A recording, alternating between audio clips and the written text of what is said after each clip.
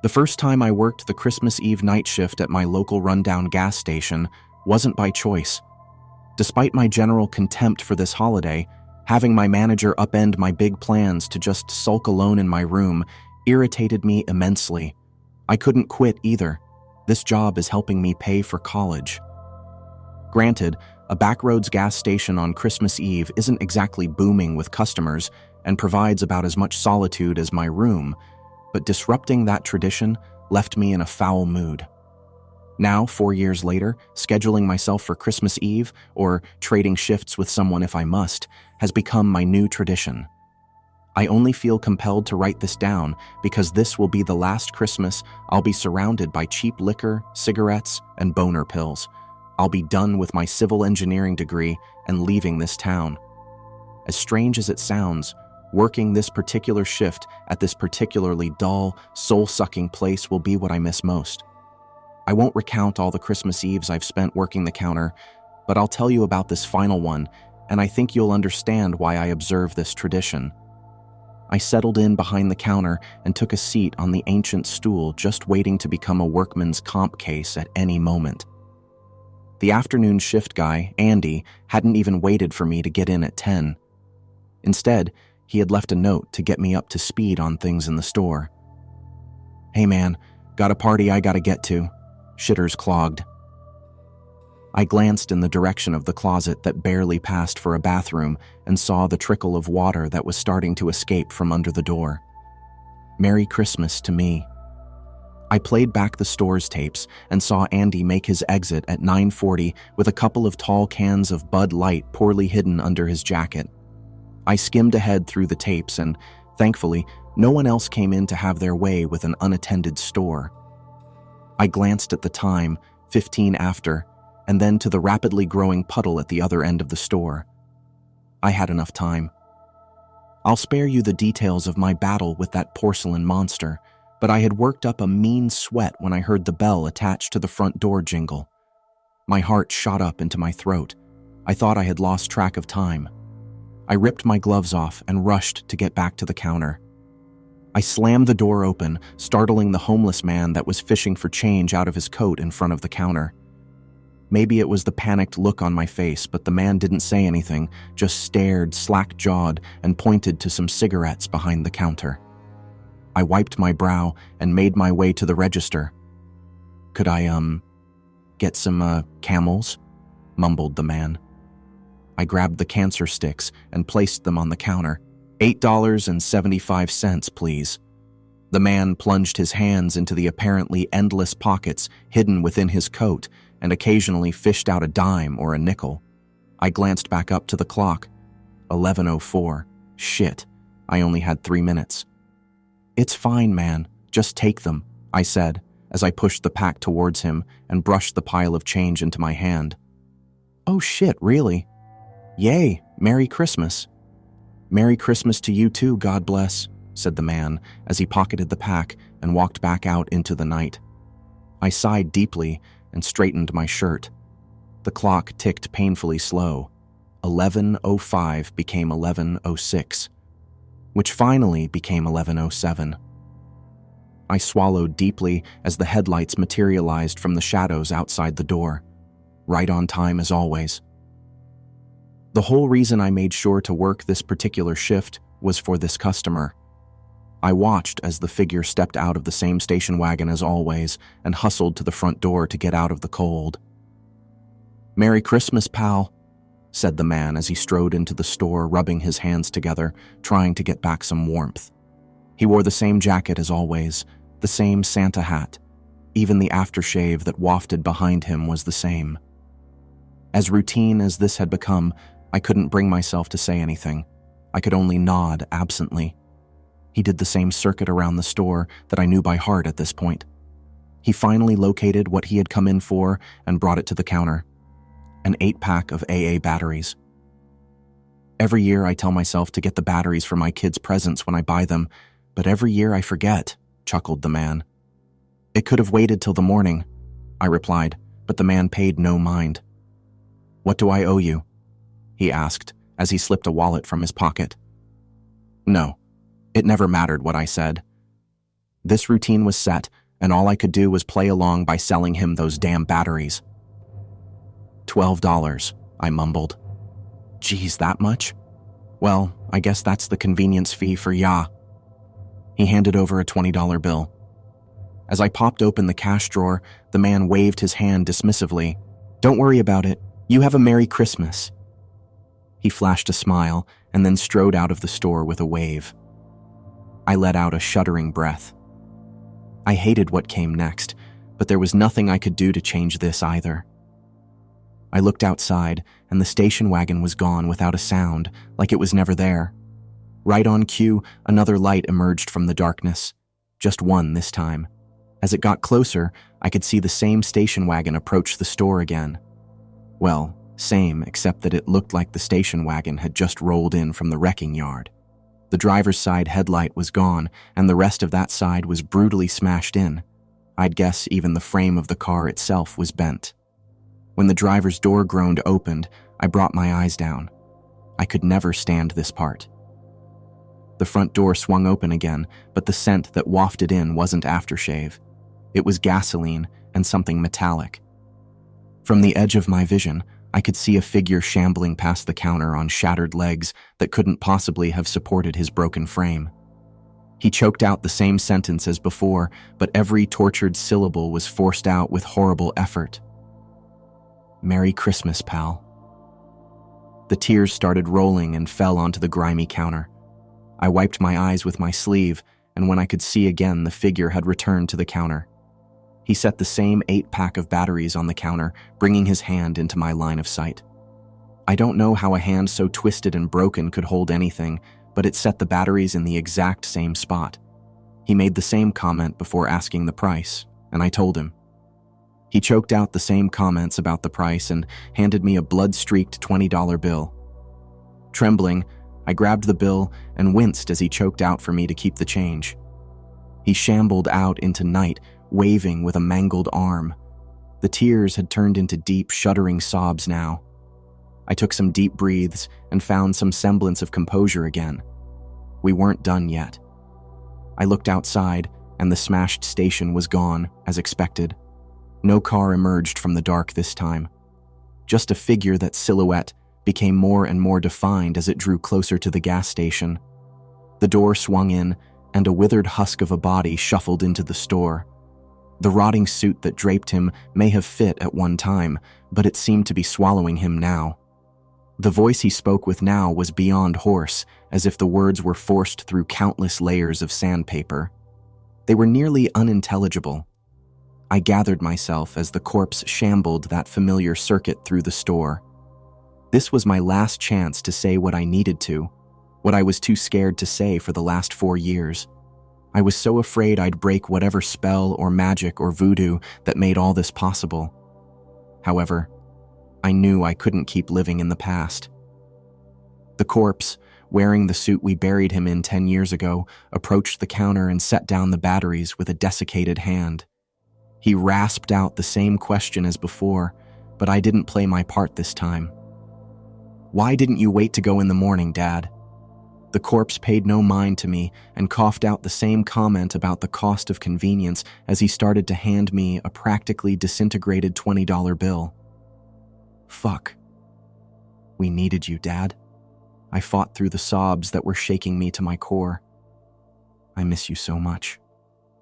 The corpse said nothing, still waiting for me to take the bill from his hand. But I can't put myself through this anymore. I wiped the tears away and stood up taller. I'm going to build roads, safer ones so other kids don't lose their dads to assholes who don't even stop after hitting someone. My father kept staring sightlessly at the bill I refused to take from his hand. I have to let you go, Dad. I closed my eyes, trying to hold back the tears. When I opened my eyes again, the corpse was nowhere to be seen. It was just him, my dad, as he was that Christmas Eve, Santa hat and everything. He looked me right in my eyes, and a small grin turned up the corners of his mouth. Merry Christmas, son. I fumbled for words, but none came to me. I could only stare. As I cleared my throat to try to speak, I heard the bell on the door ring.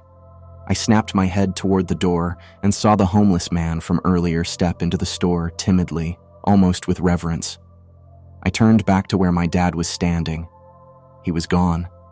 The only thing out of place being a pack of batteries on the counter. "Hey, I saw you crying from out there." He gestured vaguely toward the parking lot. "Are you okay, pal?" "Yeah, I think I am." I love visiting my grandma. She always makes the food that I like and in large quantities, and spoils me.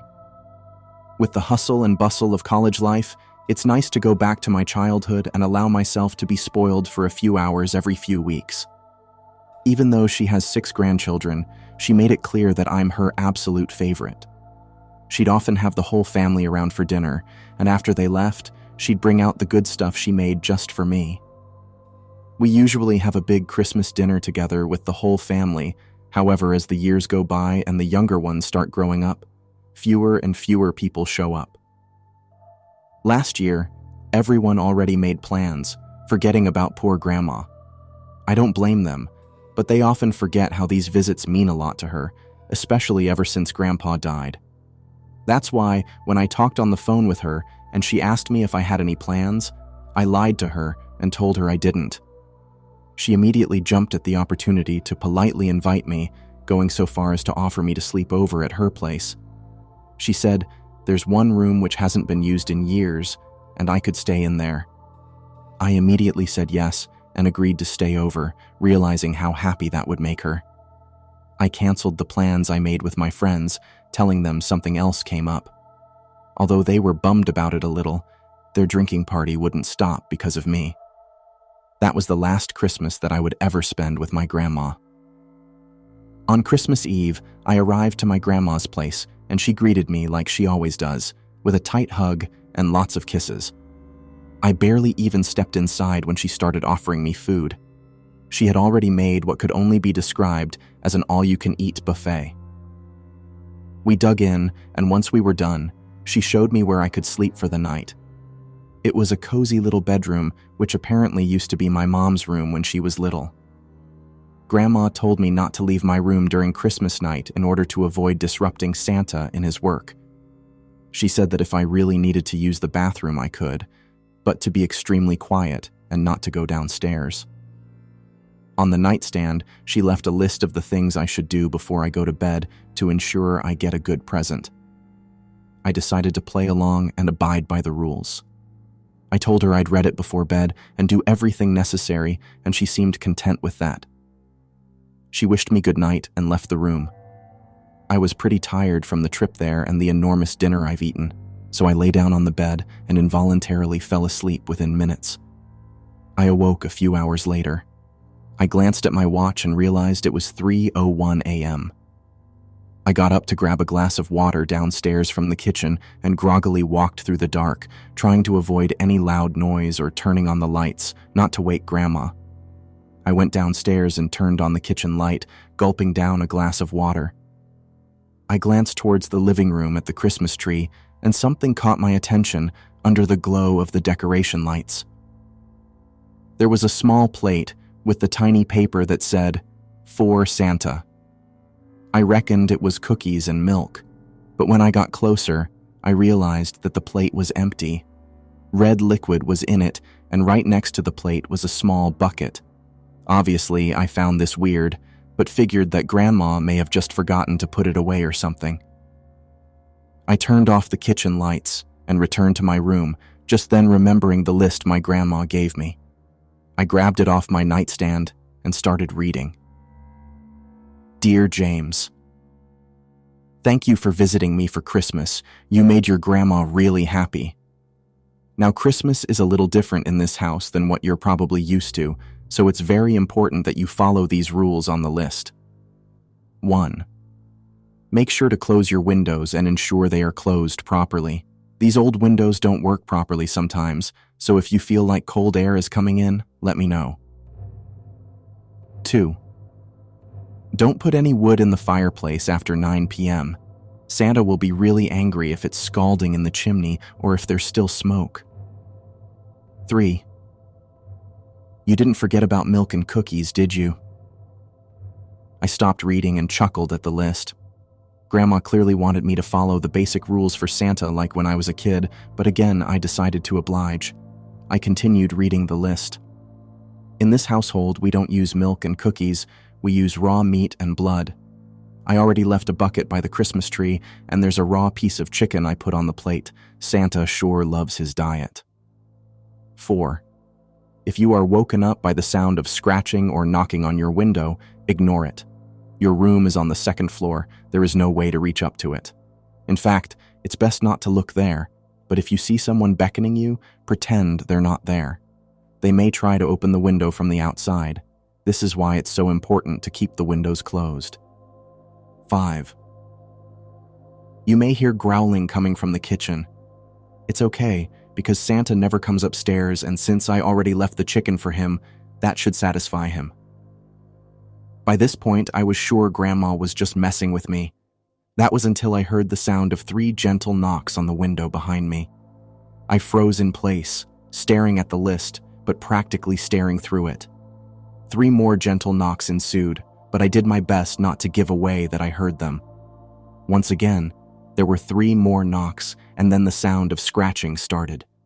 First gently, and then louder, as if a rat was trying to bite through the wall. It lasted for around a minute until it completely stopped. Only when it did I gather enough courage to slightly shift my position. That was a mistake, though, because when I looked down to the floor, at the light which was cast in from the window, I saw the unmistakable shadow in the form of a humanoid silhouette stretched across. I couldn't tell for sure, but it looked like whoever was there held both his hands on the window and stared directly towards me. I decided that the best thing to do is continue reading the list to try and distract myself. 6. If someone walks into your room while you're sleeping and you happen to wake up, pretend that you're still asleep. In the worst-case scenario, the person will sit on the edge of your bed and observe you, so do your best not to let them know you're awake.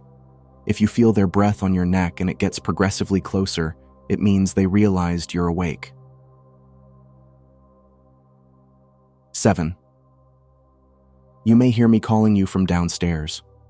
Don't listen to it. I will under no circumstances go downstairs during the night. 8. Last and most important rule. If you get up to go to the bathroom, never ever ever turn on any lights in the house. He has trouble noticing you in the dark, but if you turn on the lights, he will be able to follow you wherever you go, and then not even locking your door will help. 9.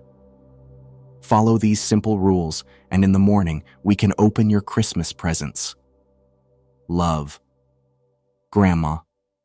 The scratching and knocking had already stopped by the time I was done reading, and the shadow from the window was gone. I got into bed and covered myself over my head, shivering, and not from the cold. Sometime during the night, I heard my door open, but did my best to ignore the footsteps and low growling noise. I either passed out or fell asleep sometime later, but all I know is I woke up to the sound coming downstairs from the kitchen. I shot up, looking around the room and at the window, rubbing my temples and thinking about the nightmare I had. I left my room and immediately heard my grandma's voice calling me from downstairs to come open the presents. I told her I'm coming when I suddenly felt a grip on my wrist. I turned around and saw my grandma there, staring at me, wide-eyed. She leaned in and whispered in my ear with a trembling voice, "You turned on the lights, didn't you?"